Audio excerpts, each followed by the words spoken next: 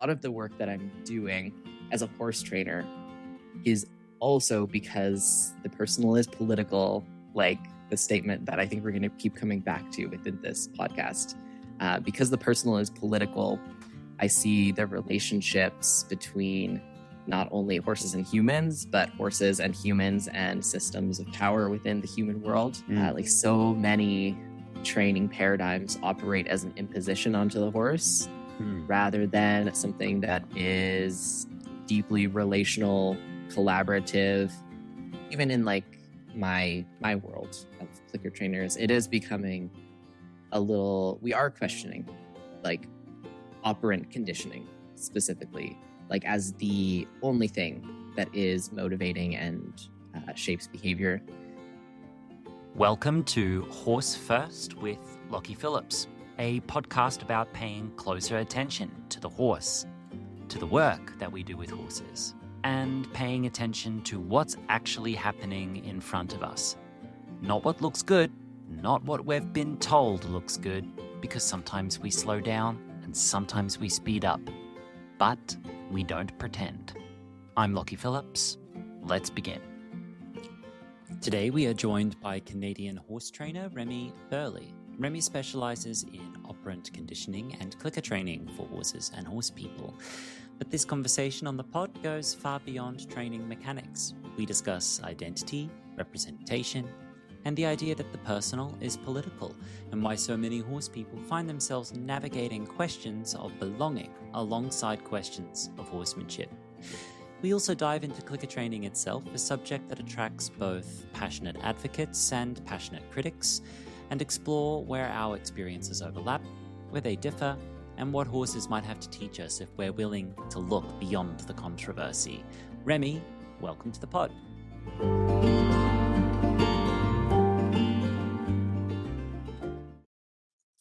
I'm sitting here with horse trainer Remy Burley. Nice to meet you, Remy. How are you? I am doing well. Are you doing well as well? Yes. This is our first time meeting and our first time in conversation, right? So we're going to get to know each other today. Correct. Yeah, I've never spoken to Lockie before. Okay. Is this the first podcast you've been on? I don't think so.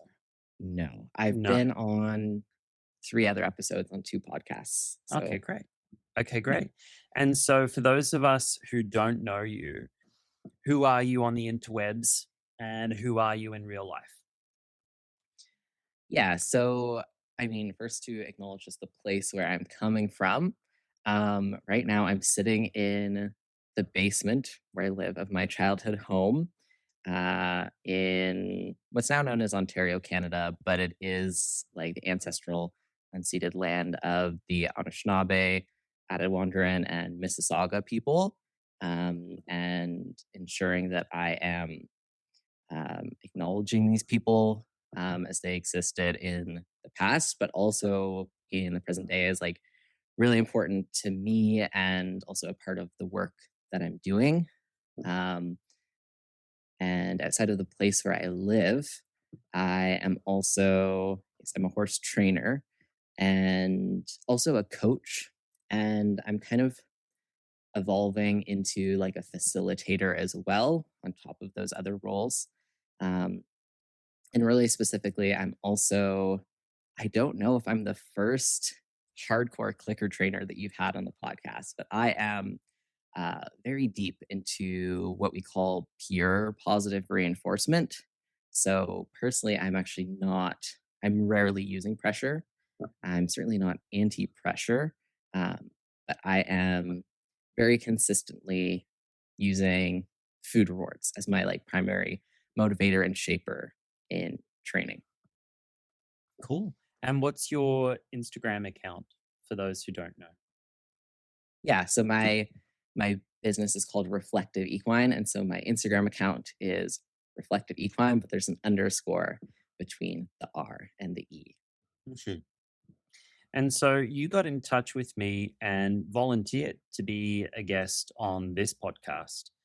Yeah. Let us know what caused you to reach out to me and ask to take up some space here.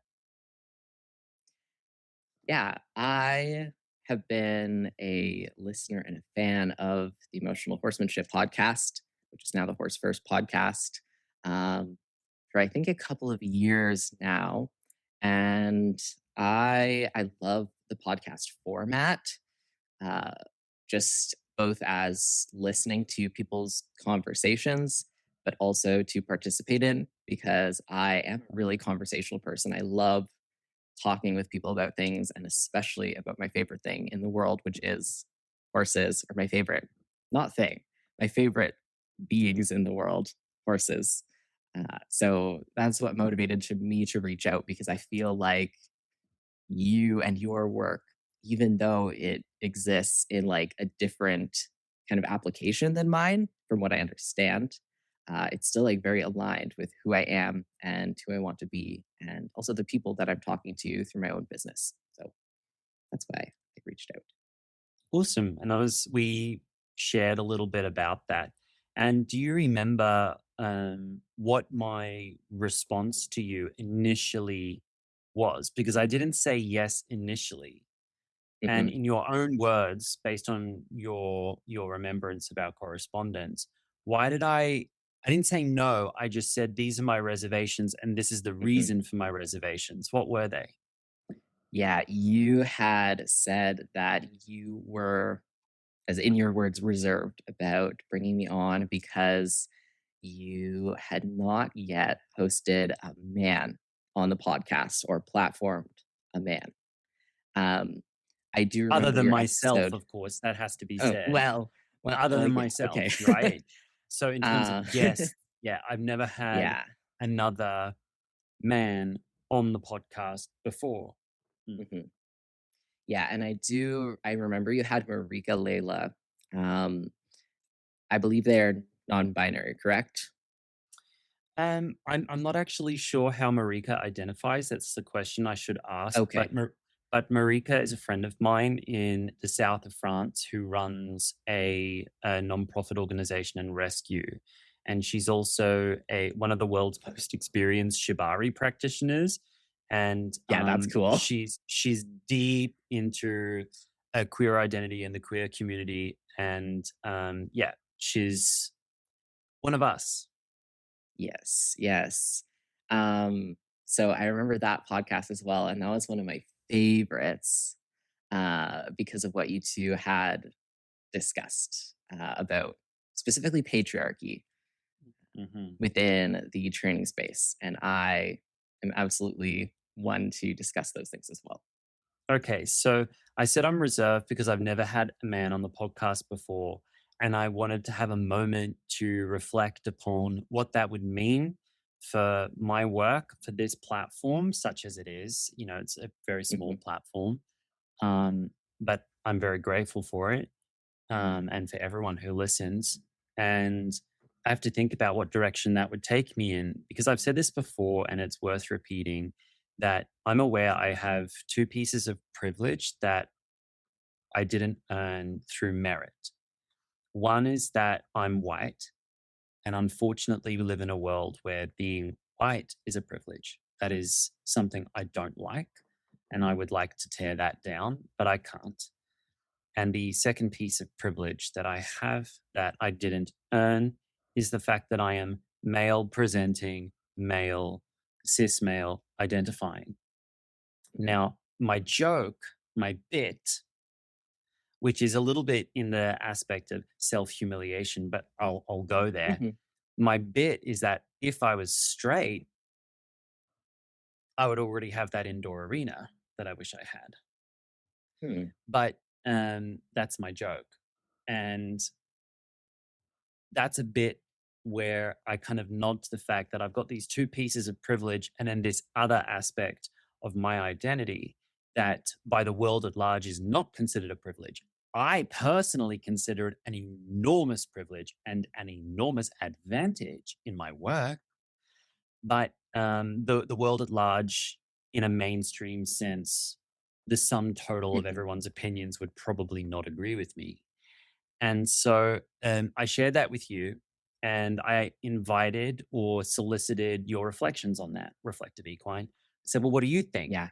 what would that mean for you to be the first man on my podcast? And what did you share? And I said, "Hey, Lockie. So actually, I'm transgender. So I am a man, and I will say that square on the ground. Say it again. Uh, Hello, my name is Remy Burley, and I'm a man. Love it. Um, and I said to you, I would like to come on your podcast as a man, but also with this other queer element to it, in that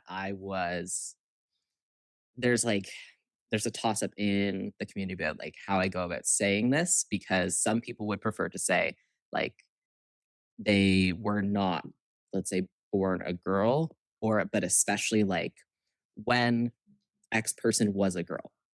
Like that would be perceived as like, for a lot of people, like how they would not like to refer to themselves. However, I will say like when I was a girl, because part of how I was socialized to be a girl and how I behaved uh, as a girl, and like the way girlness impacted how I grew up and how I navigated the world.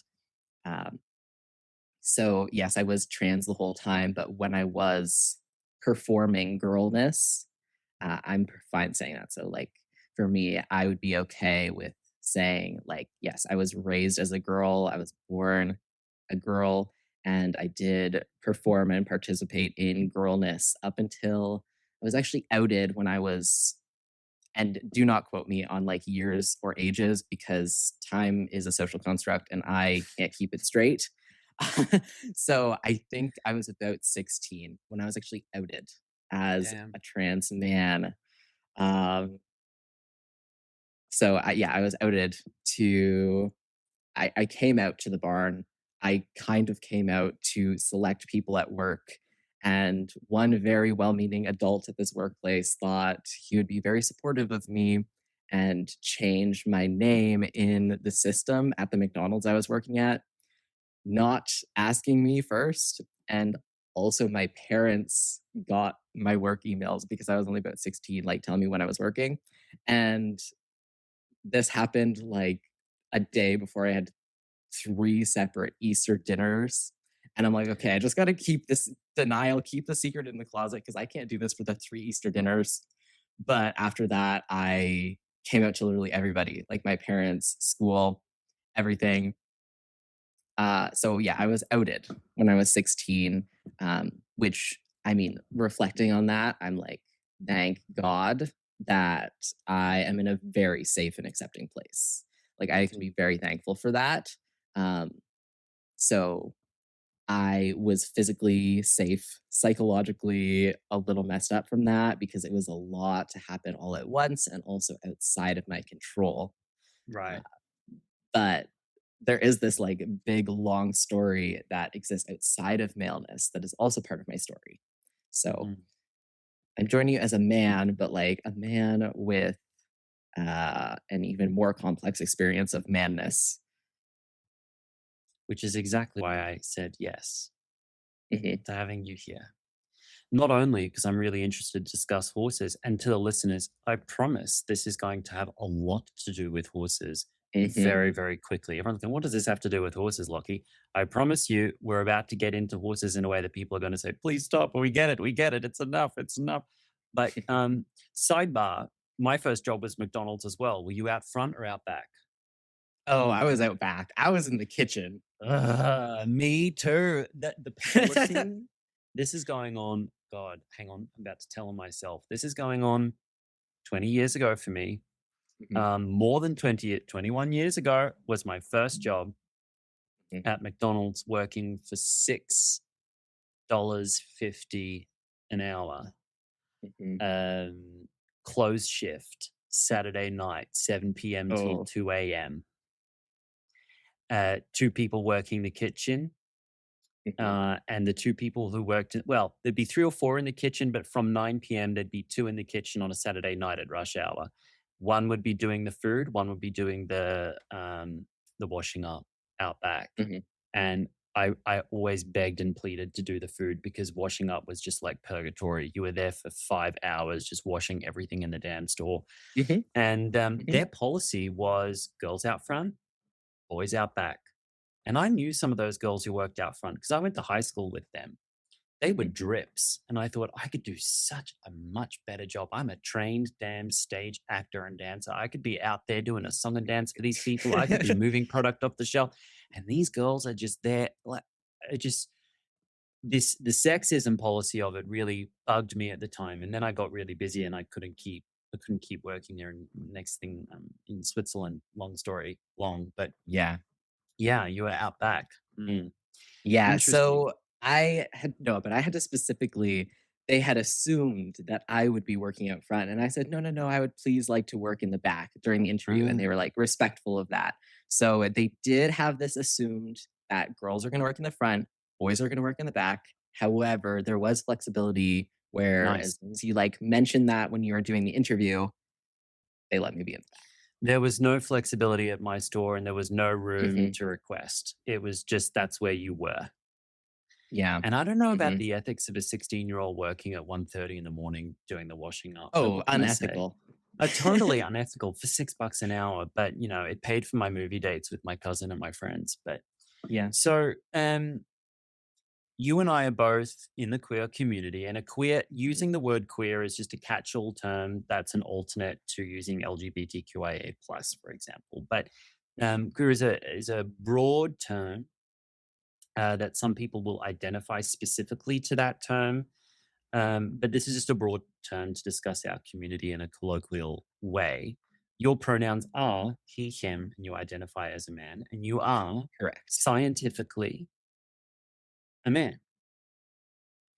Yes. Yeah, actually, that is and I'll go into it a little bit, but this idea of biological sex, once you get into medically transitioning, also just falls apart because once you if I'm because I'm taking testosterone, like I have a gel, so it's like a topical gel.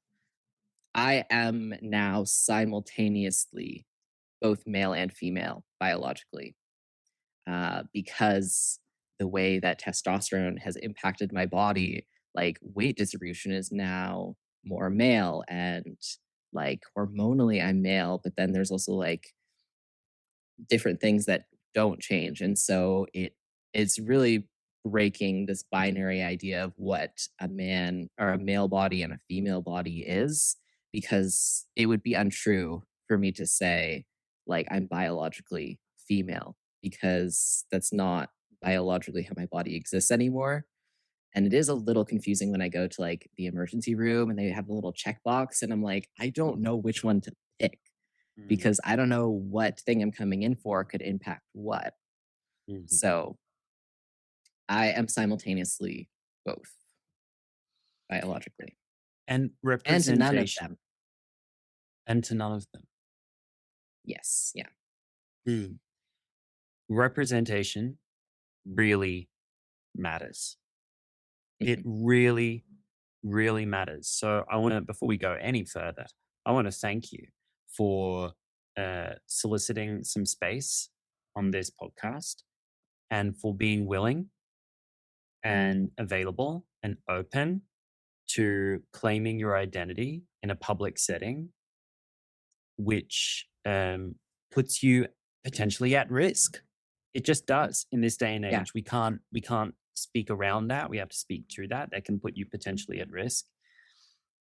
Your gender identity is no one's business but your own. And the only thing anyone else, in my opinion, and this is just my opinion, the only action it calls for on anyone else is for them to nod their head and say, okay. There is Mhm. no other opinion to have about someone else's gender identity except to nod the head and say, okay. It is that simple. Correct. Correct. There is this, your gender identity is not up for anyone else's debate or opinion at all.com/, mind your own business. Right. Mhm. And so I'm thrilled to have you here to represent and to discuss training with me and how that intersects with identity because it just does. It just does. We cannot separate the human from the horsemanship. And the intention from here on out is to have a conversation about training, right? Yes. Yeah. And that was your stipulation in attending this podcast. You're like, yeah, I'll discuss my identity so long as we don't get too far away from the horses. I'm like, 100%. Yeah. And even saying that now, I'm like, oh, but then the projects I'm working on, I'm kind of experimenting with what I'm currently, as like a transitional word, calling equine assisted DEI. Uh, so because Explain. a lot of the work that I'm doing as a horse trainer is also because the personal is political, like the statement that I think we're going to keep coming back to within this podcast. Because the personal is political, I see the relationships between not only horses and humans, but horses and humans and systems of power within the human world. And so this idea of equine assisted DEI is the way that I'm kind of working all of these concepts in together at once to mean it's not just about training, but it's also DEI, not extracting from the horses, like not like some equine assisted learning setup, which this is not all of them, but there is a set of equine assisted learning that is like using the horse as a tool of healing. Say that So again. it's not like that. Say that again. There is a portion of, or a lens through which people are doing and interacting with equine assisted learning that is using the horse as a tool of healing. Whether they want to or not. Yeah. Yeah. And so not in that way. So it's not using the horses as a vessel for becoming better or quote unquote good people. But through our interactions with the horses, how does that teach us how to live in good, caring relationship with not just horses, but with the world? So kind of exploring that right now in an imperfect, incomplete, much room for expansion of that in the future. You don't have to minimize it. The writing on the wall and the reading between the lines here is always, all of us are imperfect. I'm okay. You're okay. All of us are imperfect. All of us are making mistakes. All of us are exploring. When you say DEI, what does that stand for? Forgive my ignorance. Yeah, so DEI, it stands for diversity, equity, and inclusion. But also, I have heard that apparently at one point it included an A, which stands for accessibility. And then there's like, I'm not super into the DEI space. So there is like contention that there may have been an A on there as well. But in my opinion, it also includes accessibility and disability justice. I had a guest on the podcast this season named Amanda Held, and she works in the equine assisted therapy space. And she and I had an in-depth and nuanced conversation about equine assisted therapy. And I shared with her that I remain ambivalent, but not critical of the equine assisted therapy space. On paper, I can see its value. In practice, I would like to make sure that value is extended to the horses as well, and that there are protections in place for the horses in those systems.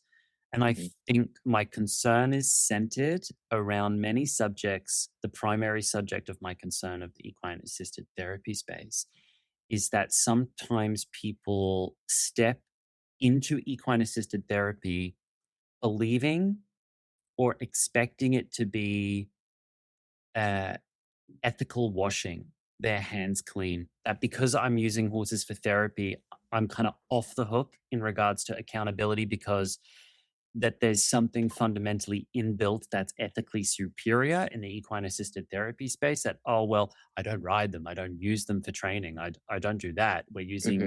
We're working with them for therapy, and therefore that means it's ethically superior. And You're listening to this podcast, so I know you've got a curious mind. Here's a helpful fact you may not know yet. Drivers who switch and save with Progressive save over $900 on average. Pop over to Progressive.com, answer some questions, and you'll get a quick quote with discounts that are easy to come by. In fact, 99% of their auto customers earn at least one discount. Visit Progressive.com and see if you can enjoy a little cash back. Progressive Casualty Insurance Company and Affiliates. National average 12-month savings of $946 by new customers surveyed estate who saved with Progressive between June 2024 and May 2025. Potential savings will vary. Kind of ethical ego is something that bothers me.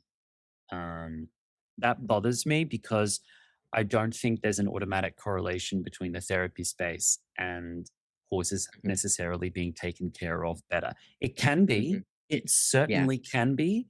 And I think you might perhaps be more likely to have horses in those systems who are not at least physically being extracted Yeah. upon as much as a riding school, for example. But Definitely. Yeah. there's a hidden burden on these horses of the mental and Mhm. emotional that isn't Mhm. fully appreciated in all of those systems. And I discussed that with Amanda, and she totally agreed with me. And she shared with the listeners about all the ways in which she has protections in places for the horses, and that was really wonderful to hear. So anyone who wants to hear my more nuanced opinion on that, I would recommend you have a listen to that episode. But I digress. I had to say that because I don't want people to think that Yeah. I'm painting the Yeah. whole system with one brush. Yeah. And I agree with that, but also I'm not. I mean, we'll move on to our other parts of this conversation. At the same time, I'm not like you. I'm not. Um, I just don't see myself as the one to be speaking about it at length for like the whole podcast episode, like with Amanda. Right. Because I don't have a personal experience with it. And um, like, it's not my story to tell. Right. Right. So I am critical about it. Uh, and if people who are working in equine assisted learning would like to work with me to discover those practical things that we can do to be taking care of our horses or in a training context, that's amazing. But like for my own story and my own history, it's not from me and my experience I would be speaking from if I'm Mhm. dedicating the whole podcast episode to it. So Right. yeah. So identity shapes our perceptions. Mhm. Who we are, the lens that we view the world from, and the shape that we inhabit in our mind, in our bodies, changes the way we perceive the world around us. For example, the obvious way to frame this for people in a practical way would be just to point at the reality of the horse world at large that we see. We see generally women drawn to modalities of training that are perceived to be gentler, kinder, and softer. Generally, though, not only, right? Mhm. Mhm. And that's a stereotype, yes? And the Mhm. stereotype is that men will be drawn to firmer, faster, more accelerated programs that Mhm. perhaps even border on the occasional dabbling in violence or mildly agonistic all the way through to fully violent actions upon horses, from mildly agonistic to full violent. And there's often the expectation placed on us to be that way. Mhm. In your experience, Remy, as someone who can speak from personal experience to Mhm. both experiences, the unique opportunity for us to have an insight that is objective and balanced on both sides of the fence. I'm going to challenge you to be objective. Objective. Oh no. Let's not Ah. have a theoretic. This is not a manifesto on being objective, Yeah. right? So Yeah. just, I know it's a buzzword, but you know what I mean, right? Let's keep it Yeah. moving forward. How has your experience as a trans man shaped how you see horses and horse training at large? Mhm. So, I mean, the first thought that I thought about was I think that because of my privileges and lack of privileges being queer and also knowing that my whole life, I think it really impacted like how I am existing in a space. Um, because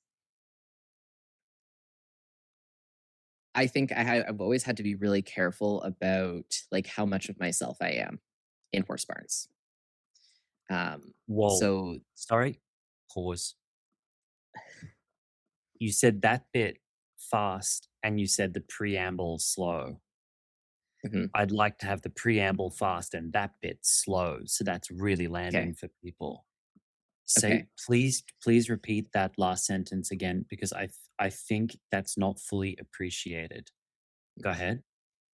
I've always had to be really careful about how much of myself I am in a horse barn. Uh-huh.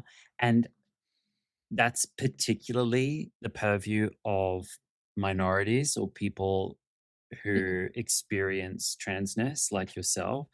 But there are many people who are outside of our community who know what that feels like. Being mhm, someone who doesn't want to beat up on horses in most boarding barns, doesn't want to smack them, to reprimand them in most boarding barns, is an identity issue that they have to manage, curate, and even hide from the people mhm. around them. So I think that's something a lot of people can relate to outside of gender identity as well. Yeah, please continue. Yeah, and so I think I accidentally like went outside of the question. Do you No, want me that to was just keep good. following the trail? Keep going. Okay, okay. So and also, but I think that's kind of made me a better trainer in a way. Not to Mm, say that you have to go through those experiences to be a quote unquote good trainer.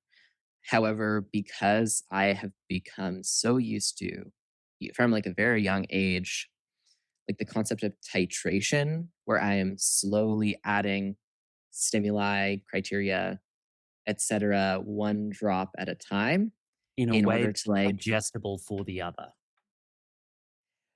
yes, in terms of like my selfness, yes. But if we take it to the training, Mhm. um, as like a means of just making sure we're not going too far and we can understand like which phenomena are causing what phenomena to emerge, or when working with like anxiety and socialization and those types of things, because I had to get really good at just titrating both myself and also taking that into um, titrating pieces of training.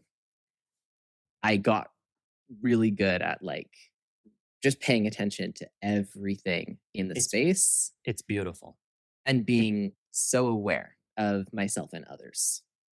Yes, and titration is also, one of the things I spend a lot of time teaching in my online course program, Homecoming One, which I teach my version of basic to intermediate groundwork from first contact until the mounting block. I deliver not just techniques, but the technical process to undergo whilst you're applying techniques. Mhm, And it's adapted from the cycle of change model, and I adapted it for horsemanship. And it's a process that you go through with each technique that allows you to audit and assess how well the technique is going at any one time. It's my version of a step by step process that doesn't abdicate the individual responsibility to actually think about what we're doing with the horse. mhm, And one of those steps is titration. And when I started teaching titration, a lot of people were really confused about it. What? What does that mhm, mean? For some people, it was just basic semantics. They're like, "I'm Norwegian. I don't understand the term titration because English isn't my first mhm, language," and that's understandable. But for people who were familiar with the word, and even familiar with what it denotes, like one drip at a time in chemistry, right? It's coming mhm. from a chemistry term, I believe. But Yeah. then to use that in horsemanship, they were like, what? Like slow delivery of an essence of the technique? And I don't want to paint everyone with the same brush, but often that confusion came from someone who had never had to titrate themselves in an Mhm. environment ever in their life. Yeah. And until someone has experienced what it feels like to walk into every space in the world Mhm. and feel that your identity is not the accepted norm in Mhm. every space in the world, and that your Mhm. identity, the very essence and core of your human experience is something that requires negotiation Mhm. in every room you walk into, that Yeah. it requires questioning whether you're safe to reveal in every room in the world until someone's experienced what that feels like. The whole notion of not being entitled to being 100% present Mhm. anywhere you go can be foreign to them.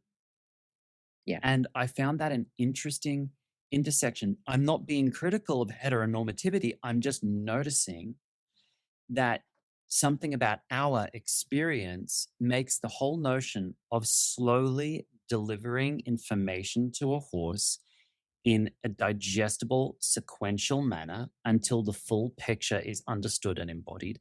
Something about that feels really second nature to us by pure fact that we've had to practice that from the first moment we've ever been conscious that we're different. And not only Yeah. different, but unsafe. Not only unsafe, but that our identity in most spaces is up for debate in most Mhm. spaces. And something about that feels second nature to us. Does that resonate with you? Absolutely, absolutely, because, um, yeah, for me, it's not just being trans, but, like, oh, so many other intersections that we could get into, so I don't think I would have felt comfortable being fully myself or just, like, by default accepted as soon as I left, like, my parents' house at 3 years old. I mean, I lived Mm. with my parents, but, like, as soon as I started kindergarten or as soon as I went Mhm. to the babysitters, like, there is a very clear, like, some people just have this, like, mysterious different quality that when you're so young, you don't quite comprehend what that means, but somehow everybody else can see that, like, you got this, like, yellow star on your cheek that just says different, right? And so I Mm. had this yellow star, so I've always been the different one and having to navigate that everywhere I go, um, and sometimes getting hurt through that as a kid. Yeah. And so therefore the whole notion of knowing what the end goal is, and the end goal is that the horse fully understands what you're wanting to share with them. Mhm. Knowing that we can't just go, boom, there it is. Here it is. Here's the full picture. Mhm. Take the full picture. Here's the whole story. Get it, horse. The fact Mhm. that it wouldn't even occur to me to do that. Um, and that can look not Mhm. just that can look really good sometimes, that way of training, giving a full picture. And sometimes that's someone coming in red hot, expecting the horse to get it now and to have all of it now. And that the trainer expects perhaps that that should be available to them now. And why isn't it available? And I have to wonder how many spaces have they walked into in the world where everything was available to them all the time? You know, Mhm. that you walk out in the world, and if you're participating in heteronormativity and you look at someone of the opposite gender, you can assume that there's an availability there for you in Mm, aspects of your mhm. personal life. I walk out in the world and Yeah. I'm not allowed to assume that. I'm not Yeah, allowed to no. assume that. You're constantly guessing that. You're constantly wondering, do I have to transcribe myself? Do I have to explain myself? Am I safe? Should there be a wall up? Should there be a wall down? Now, that's part of our world unless we walk into safe queer spaces. But in a horse training context, it's enormously helpful because you go, okay, well, there's this Mhm. full picture over there, but what are all the components that go into creating that full picture? And how can I help Mhm. assemble that together with the horse without overwhelming them? And that's second nature for us. And it's, yeah, super enjoyable to be able to step into a horse space and go, oh, yeah, cool. I know that step by step, slowly, slowly. Yeah, that makes sense, you know? And a friend of mine was giving me a lesson once, and I do this to a fault. I do titration to a fault. Sometimes I go too far into it. And she said to me, present the horse a Polaroid of what you want. I'm like, what do you mean? She's like, use your aids in a way where you say, this is it. It's a finished product. Polaroid, there it is. And then let the horse find it. And I'm like, what? A finished picture from the beginning? And then let them understand it, expect Yeah. and feel entitled to their understanding of a full picture. I was like, how curious. I've never experienced that before. And she had to teach that to me. But for her, someone who participates in heteronormativity, though she's still one of us, that she participates and presents as heteronormative, that is something that made sense to her to walk into a space or come up to a horse and go, here's the finished picture. I'll just expect that you're up to speed on that. I don't have Yeah. to manage that. Hmm. You know? Yeah. And I think there's also this element of normativity there as well, because I was absolutely non normative from a very young age as a child. And so this element of the imposition within training, Mm, like so many training paradigms operate as an imposition onto the horse mm, rather than something that is deeply relational, collaborative, and that we are becoming with the horse. And so also part of that titration is to leave room for more than human contributions or the horse's contributions to the training and to us as trainers and to us as people. Um, and so if I'm operating outside of a framework of normativity in so much of my life, um, then that means that the way that I'm interacting with horses in a training or relationship context is so different, because then you get to question, like, okay, who gets to everything. decide what normal is? Who gets to Mm, decide what a good horse is? Who gets to decide mm. what a good person is? What's What good who training is. gets good training, good behavior, bad behavior? Like, who gets to decide what that is? And Mm, also, who am I to impose my definitions of that onto not only other people, but onto other beings, other animals, horses hmm specifically? hmm There's this hunt in the horse world, but this isn't just the horse world. We're commenting on the horse world, but we are part of the horse world. But patriarchy kind of has its tendrils everywhere. And one of the tenets of patriarchy is a monolithic concept of abstract perfection, meaning there's Hmm. this singular idea of ideal perfection that no one ever seems to be able to show, Yeah. demonstrate, or have empirical proof of existing in the real world. And yet we've all subscribed to this notion that it's worthy to go after it. Now, I think, the idea of going after perfection is good because it can lead to motivation and it can lead to self-discipline. It can lead to taking action. Those aspects I really like. But the aspects of it that I don't is when it leads to stuckness and it leads to stagnation and it leads Hmm. to uh, people with a myopic standpoint on what to do and how to relate to others, because there's Hmm. this one track mind that's operating, one track cultural mind that's operating. And when you get people aware that, okay, there's this one track idea of what good training is, such as an obedient horse, and that can be a problem, people get aware of that. Like, okay, I'm aware of that. So what's the solution? And often they want the solution to adhere to the same structure as the problem. So they want the Yeah. solution to be an alternate binary, Hmm. an alternate Hmm. monolithic standard of an alternate perfection. And I go, no, no, no. What we're doing is gently deconstructing the notion of monolithic perfection overall. The Hmm. opposite of monolithic perfection is not an other singular concept to work towards, Hmm. but it's a fully integrated everything else. Yeah.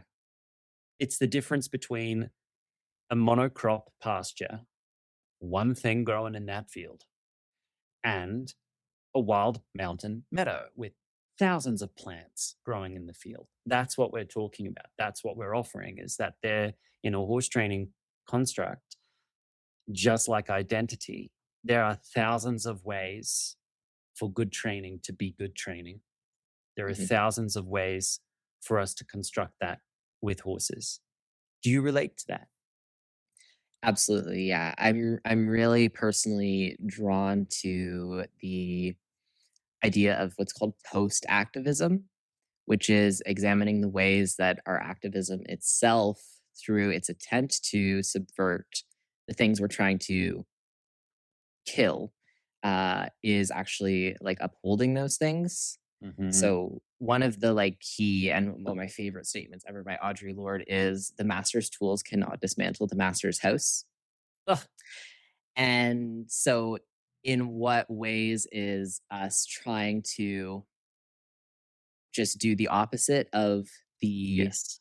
uh, cultural norm, upholding those cultural norms, because it's not actually looking at, like, it's like asking a question but trying to answer it in a good way when the question is just like an illegitimate question, or in trying to um it's like you're answering the question differently but you're still thinking within the same logics of Hmm. the question, Hmm. that it's still within the same logics of this normative tradition which is harmful. Yep. It's Same not. shit, different hat. Mhm. Same shit, Exactly. new costume. Yeah. Hmm. And so that's so post activism is a very important part of like my worldview, and it's very tricky once you start thinking of it because then you realize just kind of how strong these systems have a hold on you and how difficult it is to dissent and to change things, because then so many of the things you might do to dissent are in a way upholding the system's power. And so it just adds this whole level of complexity with the training and with like movement work and all these Hmm. other things. Hmm. And you and I are the type of people not to be afraid, worried, or overwhelmed by complexity because we were Nope. raised in a really complex situation. And so Yeah. that's our bread and our butter. It never overwhelms us. Again, this is another way our identities can inform the way we work with horses. I meet a lot of people who are so easily overwhelmed, so Mhm, easily overwhelmed. And I have to wonder it was like for them being raised in coercive environments where others made all of their decisions for them. mhm, And then outside of having their decisions made for them by an authority figure like a parent or a spouse, outside of that framework, their very identity was accepted everywhere they went. They never had to think about the complexity of their identity very much mhm, in most environments. And then you meet a horse, and horses are mm, a multitude of things all at one time. Sometimes 1 + 1 mhm, equals 43 when you train a horse. And you have to think, oh, why? Why did it work yesterday and not now? Why were they like mhm, this last year and not now? Why isn't it? Why isn't it? Why isn't it? And that for us is quite normal, that every moment is reinvented in each moment. And there's an interesting intersection there that I've noticed quite frequently, that some people just get and some people need to learn that from scratch. And I enjoy teaching that from scratch. You know, I work now with a lot of people who used to be in systems of training where horses were experiencing escalating phases of pressure.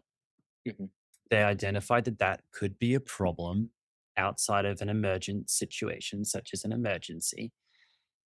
And so they replaced it with the exact polar opposite binary of mhm, it, which was diminishing phases of pressure that just got quieter and quieter and quieter until total abdication of all communication commenced. And the horse in both ends of the spectrum feels confused. The horse in uh, both ends of the spectrum can feel dominated. The horse on mhm, both ends of the spectrum struggles to relate to the person, in my view. And I spent a lot of time helping people find a fully integrated everything. They look for that mountain meadow. Now, you mentioned earlier, and I've been conveniently stepping around the subject or just not pointing to it, but let me speak to the elephant in the room. You said Lockie, I think I'm the first hardcore clicker trainer to be on your podcast. That might be the bigger jump scare of this episode than having a man here. Now, Like, I shared with you my Instagram. So I knew, like, you can read the whole thing. You can see all my like training yeah, videos, yeah. but I knew that like this is how I'm gonna be different. It's not gonna be fully the trans thing. I think the clicker training aspect is gonna be the interesting one here. Okay, I could launch into saying something now, but first I'd like to hear, why do you think that could be a point of tension or a point of contrast on my platform? So I how I understand you, having never spoken to you before, you are not anti-clicker training. I know that for sure. Um, and also, like, I know I've seen I actually do tend to have quite a few people that are like public year students that are quite I like am interacting with on Instagram. So um, I don't think it's a point of contention for you, like personally. However, I do remember on the podcast you saying something about a couple times, like you don't really want to get into clicker training. Um, As not a really going into subject the to reasons discuss. why. Yeah. Um, and also, just I think I was probably a little. I'm very extra. So in what I was just saying, like that is a very extra, like very out loud interpretation. So not that I think it's going to be necessarily the most interesting part of the episode, but just because you haven't, I don't think, and you can correct me if I'm wrong, but I'm pretty sure you haven't had any like quote unquote pure positive reinforcement. People don't like the word pure. It's like a placeholder word, but Mm. I think I'm probably the first one of that group of people. hmm hmm You know what? We have an outline for this episode, but I'm going to park it and we're going to sit here for a little bit. How does that sound to you? That sounds fine with me. I'm Okay. all about breaking the rules. Okay. So I'm going to flip it over. You're going to interview me. If I was on Okay. your podcast and you were wanting to understand why Mhm. I've had this reticence to discuss clicker training Mhm. in a public way for a few years, what sort of questions would you ask me? Insurance isn't one size fits all. That's why drivers have enjoyed Progressive's Name Your Price tool for years now. With the Name Your Price tool, you tell them what you want to pay, and they'll show you options that fit your budget. So whether you're picking out your first policy or just looking for something that works better for you and your family, they make it easy to see your options. Visit Progressive.com. Find a rate that works for you with the Name Your Price tool. Progressive Casualty Insurance Company and Affiliates. Price and coverage match limited by state law. You didn't start a business just to keep the lights on. You're here to sell more today than yesterday. You're here to win. Lucky for you, Shopify built the best converting checkout on the planet. Like the just one tapping, ridiculously fast acting, sky-high sales stacking, champion of checkouts. That's the good stuff right there. So if your business is in it to win it, win with Shopify. Start your free trial today at shopify.com/win. To like fact find and like delve deeper Yeah. or invite me to share? I, first of all, would ask you if you were to imagine yourself right now, you are in the, not in the barn, in your outdoor arena Mm-hmm. with, let's just say, Sunny, Mm-hmm. and you're holding a clicker. How does Mhm. that make you feel in your body somatically? Fine. Okay. Mhm. So right there, I'm already seeing, okay, so there's not this like deep, from what I can tell from what you said, I'm not seeing that there's this like deep, hard, Prejudice? like in the core prejudice or aversion to the clicker Not at all. or clicker training. Then I would ask you, like, how right now, what ways are you incorporating food rewards into your training? Depends on which horse and what I'm We'll working on. say, okay, yeah, so it is a context based thing for you. 100%. And then I would also ask, so if you, like, what has stopped you from, I don't know what education you have with food rewards, or kind of like my side of like equine behavioral consultant style of training. Um, so yeah, like what education do you have there? As a behaviorist, Not well, not as a behaviorist, but from teachers who would be, that are teaching like their training to the world and students.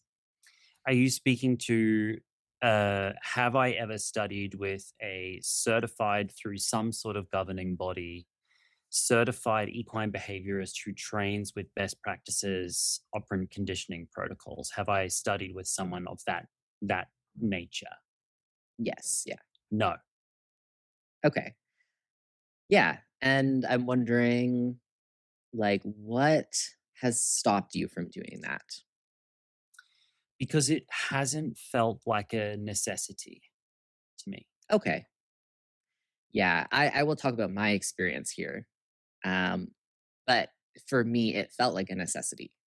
Mhm. I know you've said on your podcast before in previous episodes, um, you don't believe like how people, and you can correct me on your phrasing. You don't believe that how people, what people do makes them who they are. However, I feel like, and also interacting with like neuroscience of like how my actions kind of live within my nervous system, because my neurons make connections to make those actions more fluid and less metabolically demanding on my system to do those things. um, I believe that like your actions become you. Like what I do makes me who I am, and I feel like at the core of my soul, I am a clicker trainer. Like I feel like that is who I am. Mhm. And if I were to think like, oh, if you wanted to take one object with you to space, that's like one fun object that has no real purpose, I would probably take a clicker, just because this like feeling of the clicker is just so like I important love to it. me. It's like you're getting abducted by aliens. You're like, yeah, yeah, yeah. 1 sec. Let me just grab my clicker. Okay, great. I'm good to go. Yeah. So Take then me. I can like interact with the aliens through clicker training, right? So there's like an alien horse up there that they can like put me in the simulator, and I'm like just training horses in the Yeah, simulator. listen, if 2026 keeps going the way it's going, beam me up, Scotty. Like, just Hmm. take me now. Um, this intersects with identity, interestingly, because I used to be a elite professional ballet dancer. Hmm. And to be in that world ropes your identity pretty severely to the notion of being a dancer, because like Hmm. every fiber of your being has to be dedicated to it. It's one Hmm. of the, I think it is the probably one of the hardest physiological crafts for a human body to master, and Oh I mastered yes. it at a professional level. And you, it required total dedication, not just of your professional energies, but your total identity had to be Hmm. incorporated into it. And I extricated myself from that, and I have no residual uh feelings of regret. I have Hmm. no real longing for that identity anymore. And zero, like I said, zero regrets about that career. I loved that career. And when I was ready to move on, I really was ready to move on. And I was actually discussing this with my best girlfriend the other day. And I asked her if she, because she's still performing in the arts world. And I asked her if she ever thought about her last days. Like, did she ever think about the day when her performing career might finish and she steps into some other role? Hmm. She said, "No, I can't envision that right now." And she's like, "Well, what about you? Do you ever still think about performing?" I'm like, "No, because when I left that career, I realized that the thing inside me that made me want to dance Hmm. didn't belong to dance. It belonged to me. Yeah. And that if I chose to, I could apply that to anything I wanted to apply it to. Want to be a baker? Be a baker. Want to be a horse trainer? Be a horse trainer. Want to be a rider? Be a rider." And I realized that That was the most empowering thought I had in my 20s, was realizing that, it's not dance that I'm serving. It's Hmm. not the doing of dance that is keeping me me. It's me Hmm. that's keeping dance in my life. And that belongs to me, and I claim it back. That can get back in Yeah. the car. I called my identity back in the car. I said, get in the car. We're going somewhere else. And I Yeah. took it somewhere else. And that's been it's like the feeling of being a turtle. You take your home with you. And so for Yeah. me, identity is not what I do. Identity is who I am, and I serve what I do with my identity. And so Yeah. the very notion of a behaviorist framework feels a little incongruous to me sometimes. Yeah. However, I actually did start a behaviorist certification course two Okay. years ago. I paid all the money, paid the entire tuition up front. They're like, "Oh, we pay it by semester." I'm like, "Can I just pay it in full whack?" This is with a Wow. UK-based governing body that would give me an internationally certified Yeah. behaviorist qualification. Because I'm like, you know what? There are people out there who want me to have letters after my name. I get it. Yeah. All right, here we go. I do have a diploma on my wall in horse training, but it's not from a behaviorist accredited Hmm. system. Anyway, I started that program, literally simply ran out of time to complete it. And sidebar, I found that the way they ran the program, though it was like a legit Hmm. certification program, the way it was set up and run together was like they couldn't organize themselves out of a wet paper bag. Oh, And like yeah. That's disappointing. getting the coursework involved, like placing a phone call to someone who is in a field mucking out. Can you send? It wasn't organized. It wasn't structured in a way that I learned best. Plus, time management became a problem. So Hmm. it just fell through the cracks. And anyway, I was fully booked and observing a lot of the science that goes into a behaviorist framework Yeah. anyway, and Hmm. developing boots on the ground competency with equine behavior regardless. But the parts of it that I did study were enormously interesting. Yeah. And I also found the parts that I studied interesting and extremely limiting at the same time. Yes. Yeah. And I think part of, like, when we're speaking of behaviorism, I would say that also just as a general collective, I think a lot of behaviorists are now starting to become post behaviorism, like seeing how that was an important part of the work, but then like it even in like my world of clicker trainers, it is becoming a little, we are questioning like operant conditioning specifically, like as the only thing that is motivating and shapes behavior. So I think that is part of the work of being in the behavior world, is questioning all of Okay. these things. So Um, I just want to pause there mhm, because we're speaking around it and I'd like to speak to it.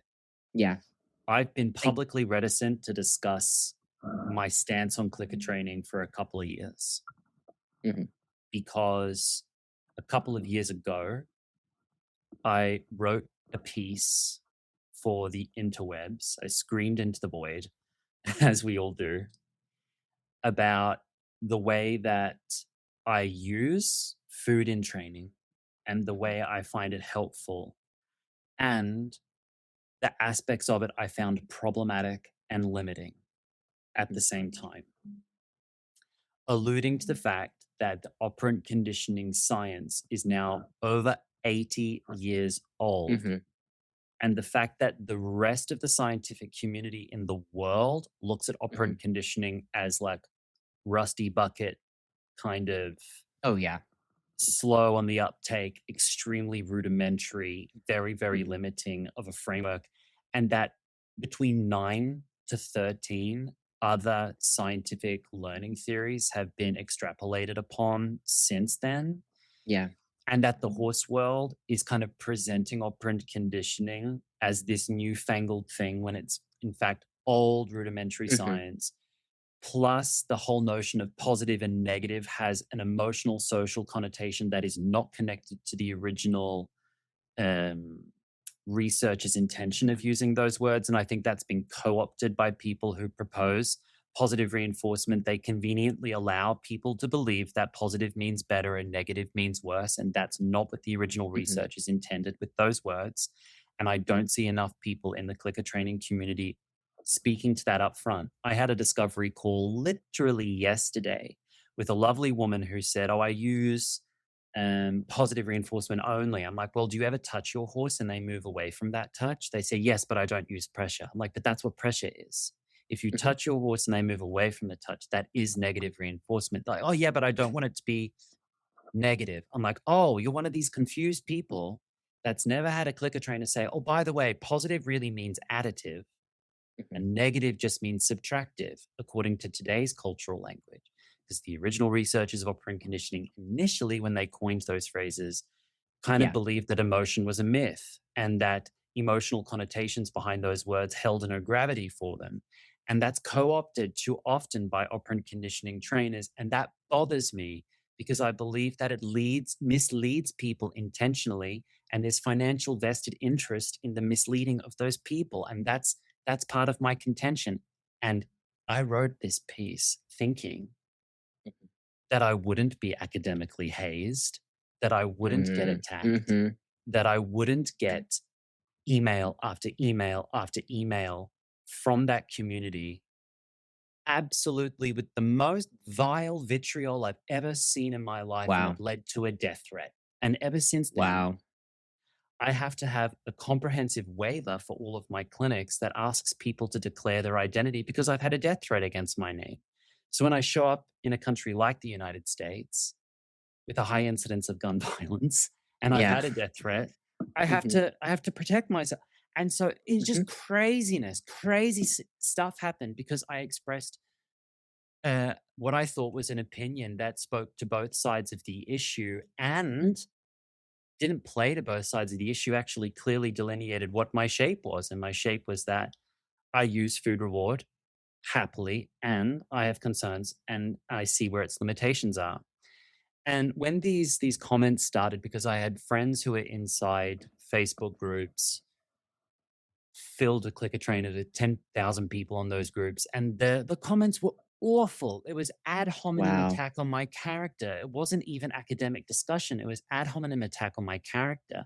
And I was an idiot at the time and thought that I could appeal to their kindness and explain myself, and that just made it worse. Wow. And friends of mine were sending me screenshots in real time and said, "Just want to make sure that you're going to be safe." To this day, I have a folder on my computer called R+, filled with 40 screenshots of ad hominem attacks from those groups against my character. And I did that in case I ever had to identify someone for my Wow. safety's sake. And I shared these screenshots with the leaders in the clicker training community. And I kindly requested, I believed I was kind. They didn't believe I was kind, but I requested that they take control of their community and say, "Guys, you can not like his opinion, but let's calm down. Let's be respectful." I asked them to do that. Direct leaders high up in the clicker training community. And they said, no. Wow. And I think, I'm going to swear now, that was fucking disgusting behavior on behalf of the community and their leaders. And since then, it was the scariest thing that's ever happened to me professionally. And to this day, when someone mentions the word R+ or clicker training to me, even on my podcast or at a clinic during the Q&A, my heart beats fast, adrenaline enters my system, and I have to start taking deep breaths as my body goes into fight and flight. And I'm like, is this the day I get publicly accosted by one of these people for having an opinion? Wow. So I stopped talking about them publicly. I stopped writing the word clicker in all of my posts because if I did, the algorithm showed it to those people. And instead, I used the phrase, if I ever spoke about operant conditioning, I would use the phrase 1950s behaviorism, for example. Okay. Yeah. Or I'd speak to radical behaviorism. And even then, that would show it to adjacent people. So I started changing my language to protect myself and then slowly exerted upon my business a hasty retreat from positioning myself next to the clicker training community, even though I think positive reinforcement in its pure practices, as you say, and pure is a placeholder term, but I think Mhm. it's one of the most important and valuable additions to horse training in the 20th and 21st century. I think it's one of the most important developments. And I would dearly love to see it incorporated at all levels in the industry because it's an Mm. extremely powerful tool. Again, it's got limits. It's not a panacea. It's not a cure all. It's not a silver bullet. But get the competition people on board with Clicker and see how fast and easy it is to get a big result from a horse real quick. And the fact that they're not subscribing to it, I think, is really missing the point because it's way up their alley. I would love to see it incorporated. And I think they kind of shoot themselves in the foot because they have this PR problem with the way they Mhm. communicate to the world. And I've experienced that. The most negative social experiences I've had in the horse world have come exclusively from the positive Wow. reinforcement community. Wow. Exclusively. I have shown up in clinic in rodeo, cowboy, roping country, Northeast Wyoming, Gillette, Wyoming, Mhm. coal mining America. And there I am, openly gay, next to people with Make America Great Again hats on. Mhm. And they had treated me with such respect and such Mhm. deference and such an open mind and would ask me, well, what do you think? What would you do? What do you think about this? What would you do? That's interesting. That's interesting. It's not how I would do it, but that's interesting. I got treated with such respect from the community that we often demonize. And the people who should be horizontal colleagues to the Yeah. way I'm working with horses have been the most vitriolic in my experience. And so I, there it is. I just put them all on blast. Wow. I love them. I love them. They don't love me, but I love them. I love them and I wish I could take a much stronger stance in publicly supporting them, but unfortunately it's proved to be a really poor decision for my business and my personal and professional safety in order to do so. Yeah. So there you go. That's why. Well, thank you for sharing. I I I can see how that experience. I in listening to your previous podcast, like I could see there was just this like wall which I would freeze. you spoke Uh-huh.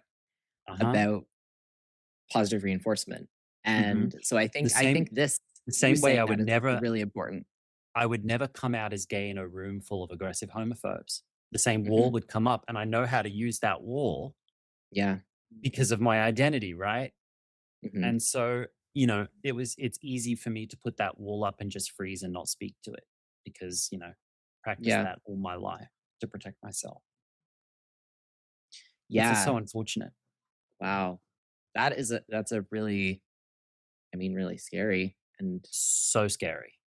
It was so scary. And let me be aware, let me be really, really clear. Mhm.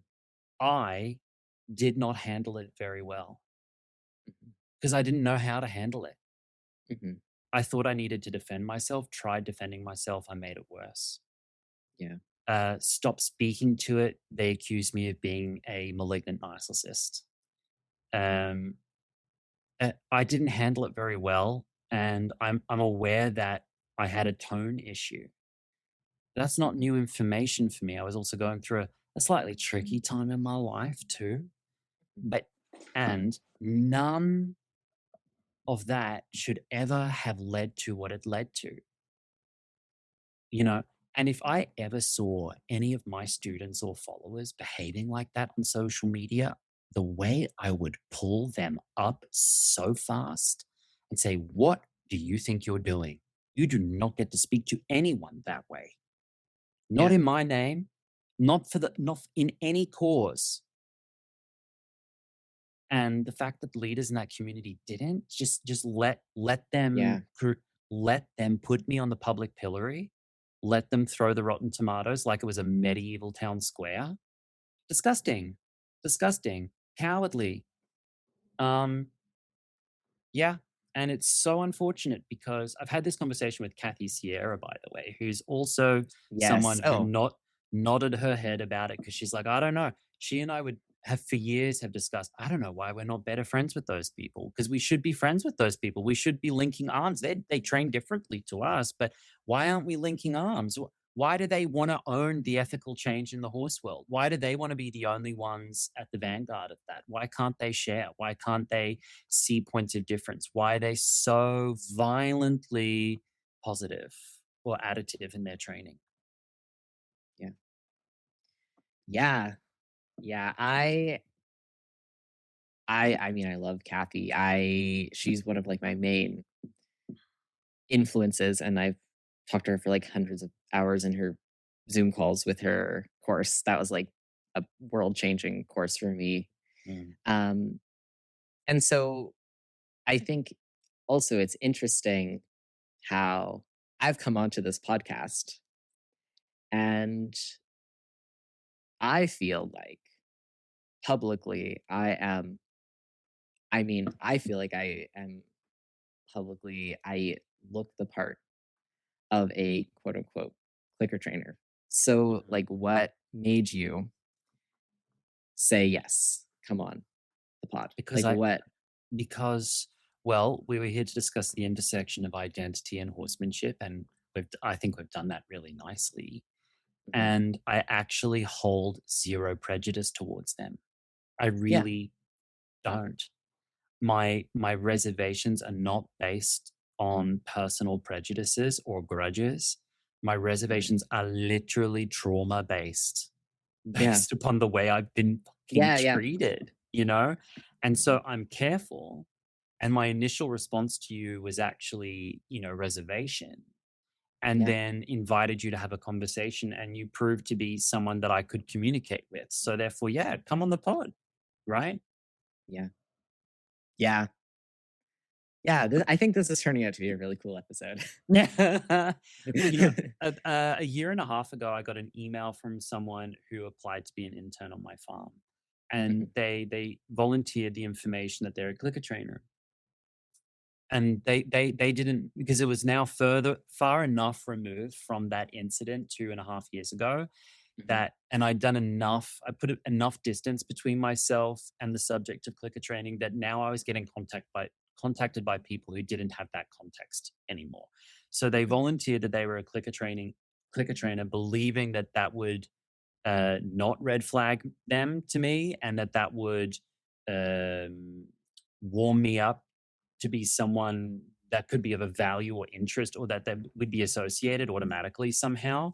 And what they didn't know in the email is the minute they say clicker train, I my yeah, my whole body tightens, and I go, ooh. And then they said beautiful other things in their email, and we had a conversation on Zoom, and I said, look, I actually had these experiences with that community, and what I'm not interested in doing is inviting that into my home. mhm, Not at all. Are you a Trojan horse? Did they send you? Did yeah, they send you here to my farm to learn about me from the inside out so they could destroy me better? I've been there so many times, not just with clicker trainers, but with others as well. mhm, And assessed and assessed and assessed. And with reservations, I said, okay, you can come. I said, you can't stay on the farm. You have to get a rental elsewhere. I made it okay, really hard for them to come. mhm, And they came, and we got along so well. And we had such beautiful interactions in the training, so interesting from their point of view, because they wanted to use food in a clicker, and I don't with most of my mhm, horses most of the time. And they would watch how I would train, they'd ask questions. We had this beautiful kind of respectful tension, professional, respectful, positive yeah, tension in through that last summer. And I invited them to stay for the whole summer. And now I've hired them to come back as a seasonal employee this summer. nice. You're listening to this podcast, so I know you've got a curious mind. Here's a helpful fact you may not know yet. Drivers who switch and save with Progressive save over $900 on average. Pop over to Progressive.com, answer some questions, and you'll get a quick quote with discounts that are easy to come by. In fact, 99% of their auto customers earn at least one discount. Visit Progressive.com and see if you can enjoy a little cash back. Progressive Casualty Insurance Company and Affiliates. National average 12-month savings of $946 by new customers surveyed who saved with Progressive between June 2024 and May 2025. Potential savings will vary. You didn't start a business just to keep the lights on. You're here to sell more today than yesterday. You're here to win. Lucky for you, Shopify built the best converting checkout on the planet. Like the just one tapping, ridiculously fast acting, sky-high sales stacking, champion of checkouts. That's the good stuff right there. So if your business is in it to win it, win with Shopify. Start your free trial today at shopify.com/win. And this summer I said, I'm going to give you unsupervised access to my horses, and I'm going to give boundaries between what you can and can't do with them in training, but you'll be able to like have more freedom with them in the training because I trust you. So again, I really don't have any personal prejudices against it. It's literally just experience. Once bitten, twice shy, you know? Yeah.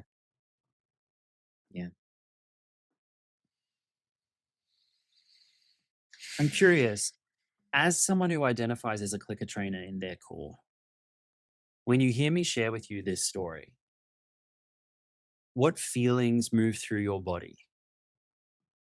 It doesn't make me feel, it doesn't make me question being a clicker trainer or what I'm doing with horses. That's not what Um, I'm hoping for, by the way. That's not what I'm hoping yes, for. I am yes. just genuinely I'm just curious naming. what moves through your body. And that's just me just naming what I'm feeling. Because like depending on what someone might say, maybe it would make me question that. Um, and it makes me feel very just like open that you are willing to share that with me, and also with the world. Like I feel like I'm sharing in like a vulnerable moment, which feels really special. And so I feel, I don't know, kind of peaceful. Like I think that provides a lot of like context for like who you are, where you've been, and how that has informed how you speak and how you train. And so I think it's really interesting and tender and touching. Would you, if you saw your colleagues or your friends behaving that way about any trainer, would you pull them up on it? Even if they were discussing Clinton Anderson, would you pull them up on it? Who would you For- throw under the bus? For Is me, kind of the question. For me, it depends on what is my relationship to that person individually, because I can say I'm not yet a like amazingly well-known leader in the space. I don't have like I am in the process of becoming what I hope to be, a leader in the space. But I'm not like it really depends for me when I'm engaging in discourse online. What is my actual tangible relationship to this person? So I'll first of all say that I am very specific and with who I am. Like we said about titration, I'm very aware about what the things that I'm saying, what type of people those will attract to my page. So, or to my work. So the people that are my clients already, I have, and it's not just luck because I am very specific with who I say I am. And I've learned the hard way in my personal with horses, not online, to be very specific about who I am, what I do. I am who I am. So you can work with me as me or not work with me and I just make a bit less money. That's fine. Or I have less clients or whatever. So I will say that I think I have really cool people that work with me. So if this is someone that I have never met before, has never engaged with me, I don't think I would publicly comment about their behavior, or I wouldn't DM them because I don't have a relationship with this person at all. But if this was someone that if I'm in a coaching session and someone is speaking about someone that way, I'm absolutely addressing that. If this is a friend, like a colleague, and I saw them saying something like that online, I would discuss with them about it. Same as like I have said before, if I because I live in Ontario, uh, I have a different perspective about like some words, and like I might say to someone like, "Oh, that I know you live in like different country, but like that word, if this is my friend, I might say like that means something different here. That's not what you want to be saying." They're like, "Oh, I have no idea about that. I'll change how I'm talking." So I would, if it was someone that I was in relationship with. But if I wasn't in relationship with this person, if this is just like on a forum, and honestly, I'm not really in forums anyways. I kind of stick it to like my page, my people. This is who I am and what I'm doing. But I would be engaging with them in some way. I think that was part of the problem because no one felt like it was their job to pull those people up, including the leaders. So therefore, the behavior raged unchecked. Mm-hmm. And it was disgusting and totally unseated me from any desire to align with, support, or share with them Mm-hmm. my work. And this was at a time when I was kind of specializing as a transitional Mm-hmm. mentor for people who are stepping outside of operant conditioning and wanted to incorporate other tools into their work. Often I would be one of their first ports of call. And it totally unseated me from that role. Mm-hmm. And this is maybe adjacent, but about a year later, one of the people who cancelled me at that time, and when I say cancelled, it means they sent me a pointed email saying, we hated your post and your behavior and we want our money back for insert offer here. So they cancelled me, and then a year later reached out directly and asked for my assistance Mm-hmm. with a new horse they had just purchased, because they said, I'm good working with traumatized horses, but I've got a horse now with no trauma and I don't know what to do because I'm so used to working with traumatized horses. And I immediately thought of you, Lockie, and I'm wondering, what prices do you have? They didn't acknowledge at all what happened a year ago. They just said, share with me your offer. And my offer was, no thanks. Yeah. No, thank you. And here's why. You don't get to tone police me and then ask me for my help, because I need my tone. My tone is my identity. And Mm-hmm. the way I show up with horses is tied to my identity. You don't get to want my work but not want me. And that's one of the reasons why I left the dance world.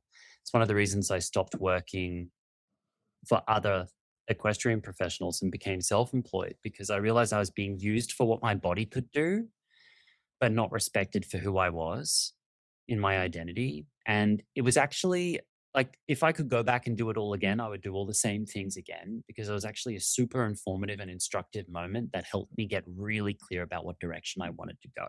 So ultimately, I'm really grateful and reflective about it, and still hold no personal prejudices against people in that system that haven't given me reason to hold personal prejudices.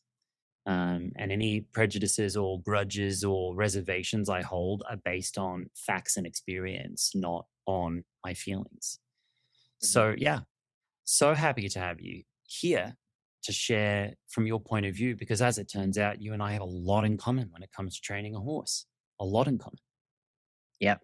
Yeah. More in common than we have Mm-hmm. not, if that makes sense. Yeah. And I will share too, I think I've kind of struggled to find my label, because so many labels, I don't know, they just don't get the core of what we're talking about, right?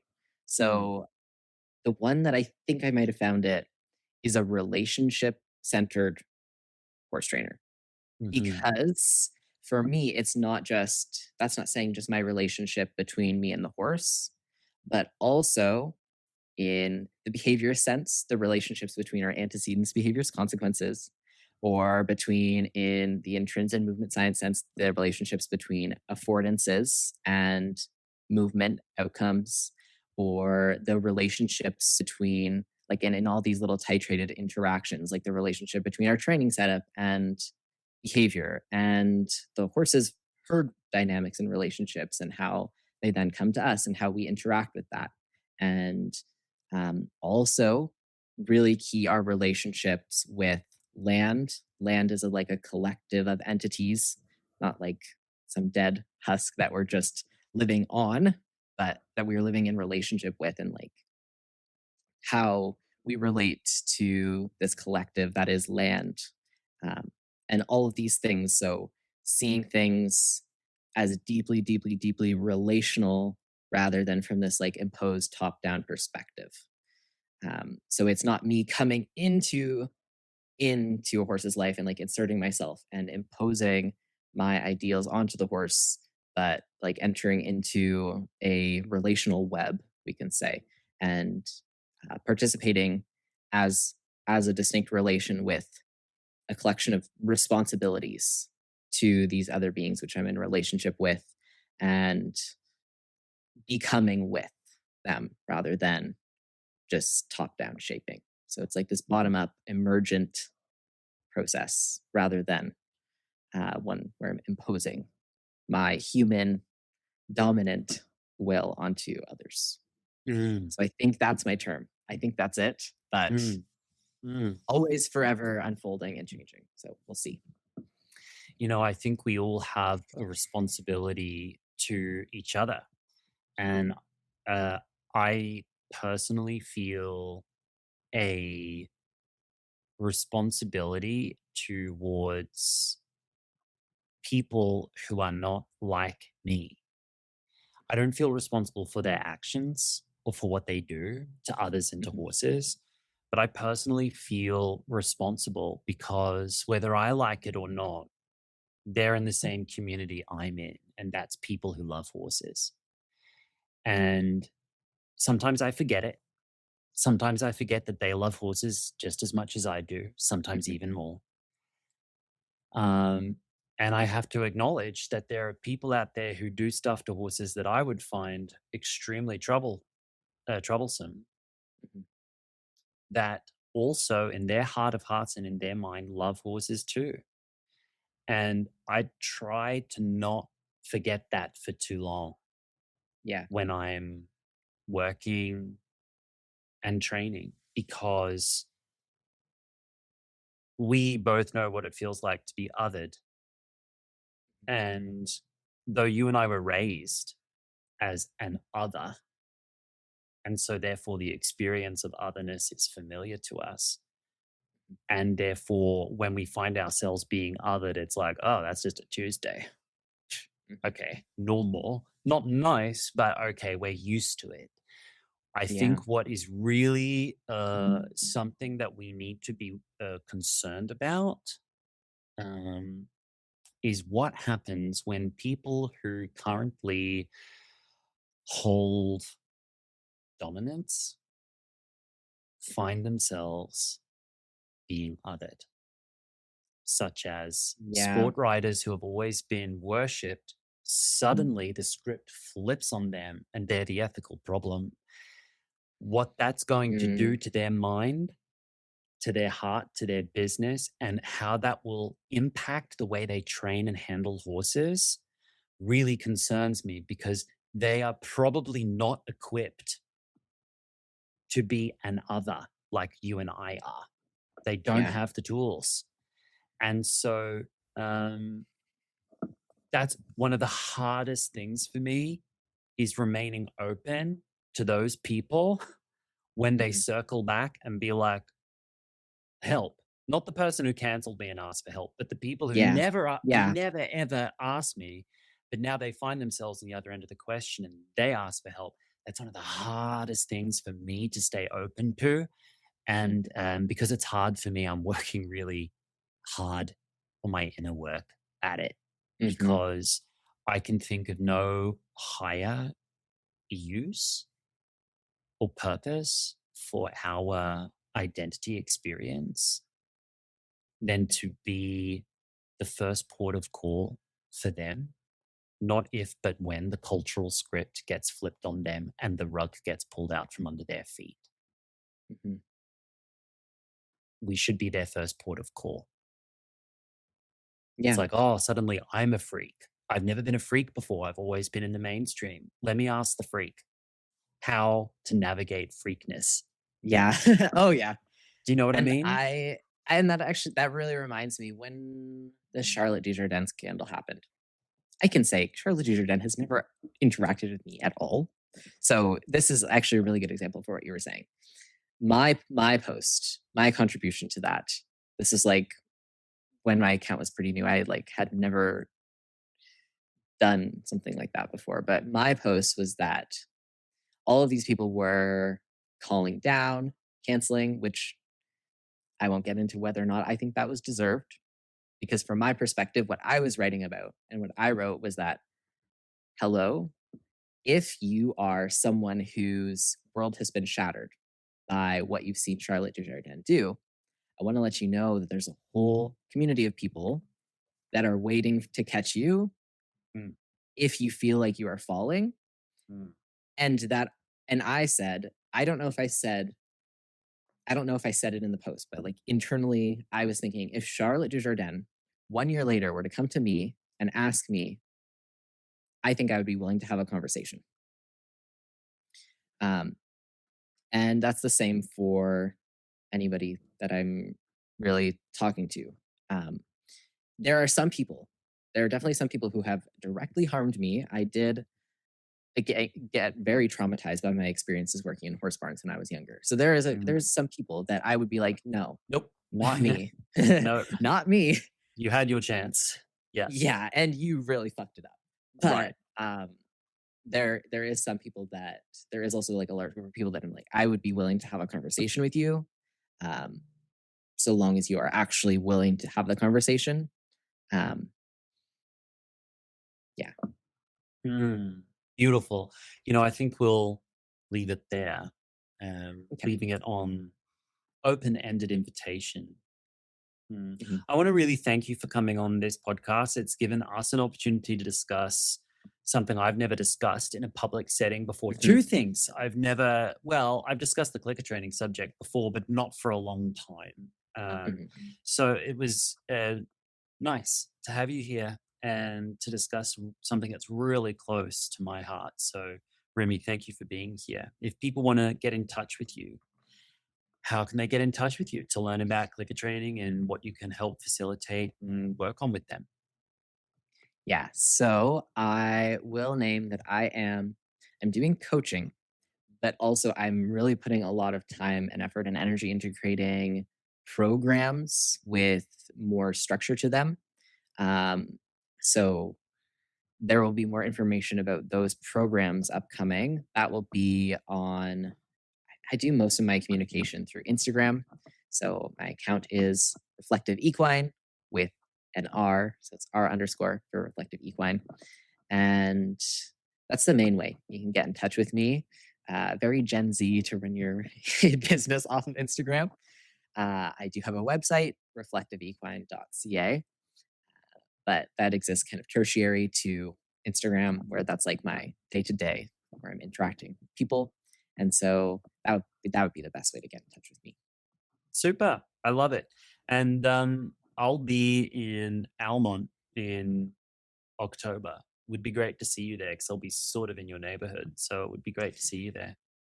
You say that, but Ontario is actually giant, and I think it's about 10 hours away. Okay, so not so close. You might be closer to Edmonton.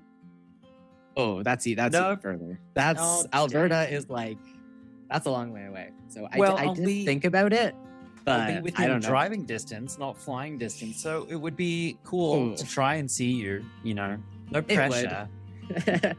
It would. I have been thinking about it, but. It is a long journey. It's a long drive. It's also a long flight. I'll wish you a lovely rest of your day. Thank you for being here, and I'll talk to you soon. You too. Bye. Bye-bye. If you would like to support this podcast, a simple way to do that is by leaving a rating or review on Apple Podcasts, Spotify, or Amazon. It will help more people to find these conversations, and it would mean a lot to me. Horse First with Lockie Phillips is distributed by the Believe Audio and Video Network. And just a gentle reminder, the content of this show is for informational and entertainment purposes only.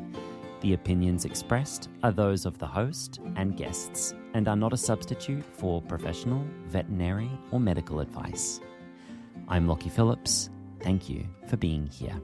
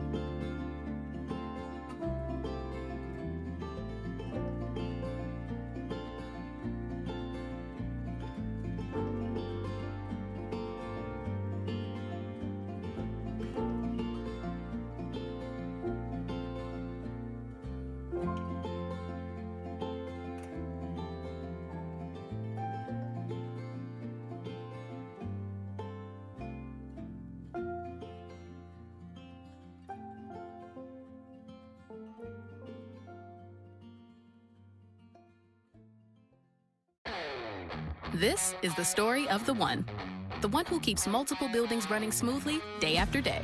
Plumbing that flows, HVAC that hums, cleaning supplies that keep surfaces sparkling. That's why she counts on Grainger. With easy reordering online and 24/7 support, Grainger helps her keep the products she needs on hand. So shelves stay stocked and buildings stay ready. Call 1-800-GRAINGER, click Grainger.com, or just stop by. Grainger, for the ones who get it done.